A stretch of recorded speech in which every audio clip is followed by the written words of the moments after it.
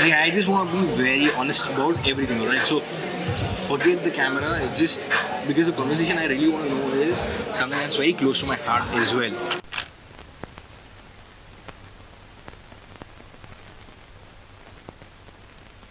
So you got Rahul from Subko, needs no introduction whatsoever. So I was just talking to somebody right now, like, pehle, everybody had got the money, everybody had the time, everybody had the acumen of doing it, but now is a time where Rahul is conquering everything, right? So people, no, you're doing really fantastic. It's not something which you see this kind of stuff daily, right? So first of all, what is the feeling? Like, if you want to summarize in like a couple of sentences. Hi, thanks for chatting with me today, Mithilesh. The feeling, well, I don't know if I agree with everything Mithilesh has said, but what I would say is that trailblazers like him have really laid the groundwork for us to even attempt doing something in the vein that we are. So I think he's, Quarter 7 and a few other brands that I'm a big admirer of have created a certain appreciation, a certain palette for a certain quality standard beyond specialty in its technical sense, and I think we're just kind of like trying to move the needle a bit further on other elements together with that community, with you and with others. So it feels a little scary because we don't know whether we didn't know whether India was really interested in this notion of an experiential layer to specialty coffee and craft baking and injection of design, spatial sort of curation, all of these things. So I think it's a little scary, but I'm just grateful for the response so far. Yeah. I mean, I'm sure like a lot of people must be saying that. I mean, I know a lot of people. Subko had to be successful. Like it was a science, but it's not a science. Even today, you would fear that it's not a science, right? Of course. So what people in general would look like? Oh wow, specialty coffee is on the rise.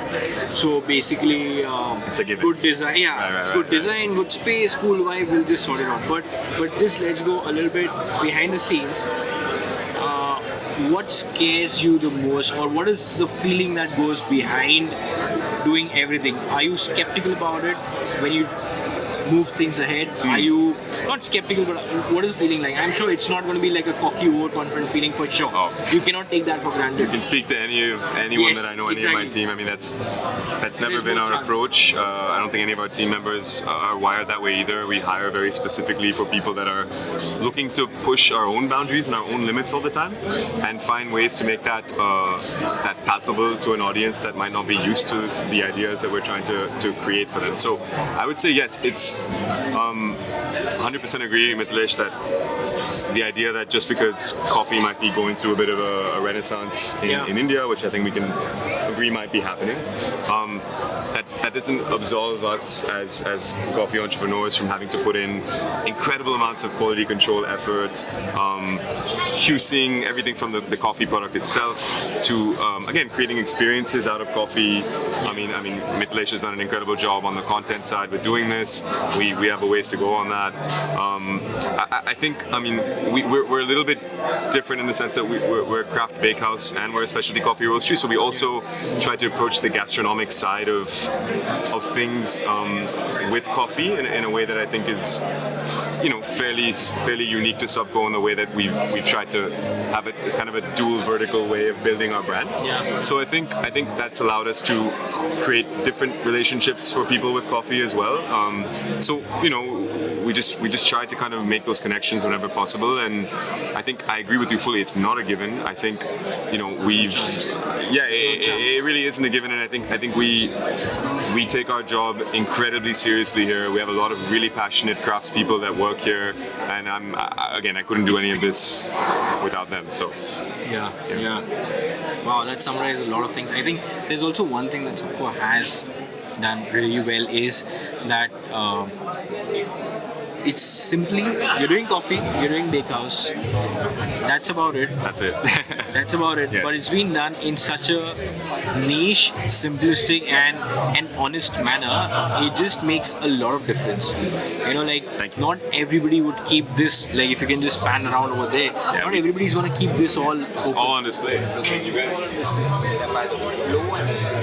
That's been the idea from the outside, the craft tree where we're standing right now. I mean, the reason it's called the craft tree is because it's not just our roastery, it's not just our bakery, it's also our sort of designery, it's our creative hub. It's the way it's a spatial representation of how we can sort of reimagine the subcontinent on an artisan level.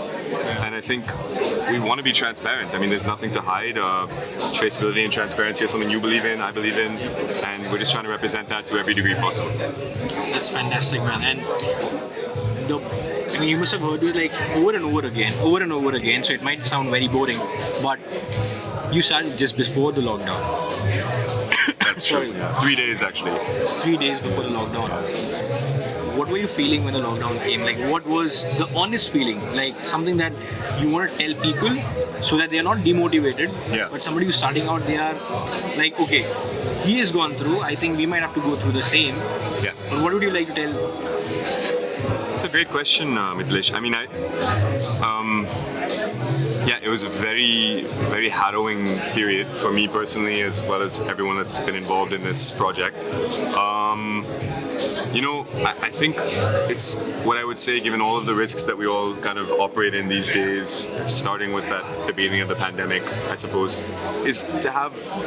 I believe that we had a very, very strong clarity of vision to the degree where we knew where we wouldn't want to compromise no matter what the circumstances was, and I decided that we would either live or die with a certain way of operating. My God, that's something which is... And the pandemic obviously like effed that up very badly to start off with, and from both a... but you stuck to what you want. But we said, if the identity and the product set and the niche, like you mentioned, of Subko was to create the impact that we would hope it could, we needed to ride that out, and I think persistence would be the biggest value, I suppose, that I sort of would encourage in anyone that's starting any sort of venture at this point. So that's what I would say. So that's damn honest, because we can feel that. Like, he's also been with Cordo for like 3 years. Nice. So everybody's seen the phase, how it goes. It's not easy. At times, like right from your guests to your, and nothing against them, nothing against them की बात नहीं है, but to be very, very honest, it's not their role to look at that. Yeah, of course. They're just here for the good time. Yeah, 100%. The point that I want to make over here is that there is a little bit behind the scenes, which basically you face. Probably you're not able to express, or socially you're not supposed to express, right? But still there is a Rahul which basically is going through a lot. 100%. I mean, it's taken, I've had to sacrifice my life essentially for the last year and a half for this to come together, but I really, in the way that we sort of have tried to create Subko, I really have tried to highlight a lot of the stories of the team that have really come together and stuck with me on a personal level, but also with the brand's identity and philosophy throughout the last 18 to 20 months. So 100% agree with you. It might look rosy on social media sometimes, or we might look like a polished brand, and I'm grateful if that's how people feel, but it's not. It's certainly not the whole picture, and I think I'm very happy to express some vulnerability on this, because I think it's real, and it's been a very, very arduous journey for us to even survive, let alone be able to host the national championships of AeroPress today. So thank you to everyone who's believed in us and given us a shot to get here. That's right. That's super honest and super. Wow, I can't wait to go back and watch this. Like even though I was watching it over here, I think it's something which is because we've got all the empathy, man. We've got all the empathy.